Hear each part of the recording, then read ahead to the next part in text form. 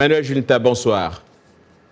Bonsoir John, bonsoir à tous. Que peut-on retenir de la cérémonie d'ouverture de ce matin? On va dire qu'on peut retenir deux choses. La présence de 30 jeunes présentés comme des ex-combattants dans les zones anglophones qui ont choisi de déposer les armes. Et puis la deuxième chose, c'est l'intervention du porte-parole de ces ex-combattants qui a expliqué pourquoi ils ont eu à prendre les armes. Il a évoqué la marginalisation des anglophones, le fait que les anglophones soient relégués au statut de citoyens de seconde zone et surtout le fort taux de chômage des jeunes en zone anglophone, y compris dans des régions où des sociétés sont installées mais dirigées par des francophones. Et à chaque occasion, il s'est posé une seule et même question, est-ce là être dans une même république?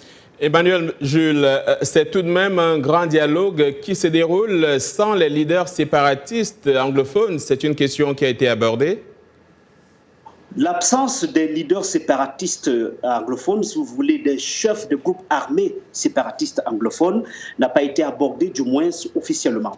Mais dans les coulisses, tout le monde se pose bien la question de savoir comment est-ce que ce grand dialogue national peut aboutir à quelque chose, à une solution durable sans eux. Vous savez par exemple que 16 activistes anglophones basés à l'étranger avaient été invités, mais personne n'a été aperçu dans la salle aujourd'hui. Quant aux chefs politiques, vous l'avez mentionné tout à l'heure, ils ont été condamnés à vie.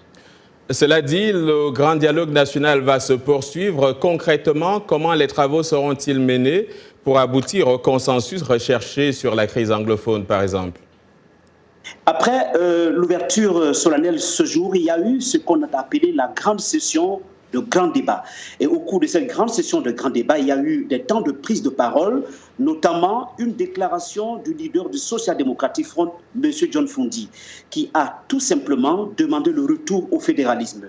Mais il y a également eu cette déclaration surprise du sultan Bombo Njoya, considéré comme l'un des amis fidèles du président Biya, qui a dit, je cite, « L'un des problèmes actuels, c'est sans doute également celui de l'alternance politique au Cameroun. » Il a proposé par exemple que les mandats présidentiels soient limités à 2 ans, que l'élection présidentielle soit organisée à 2 tours.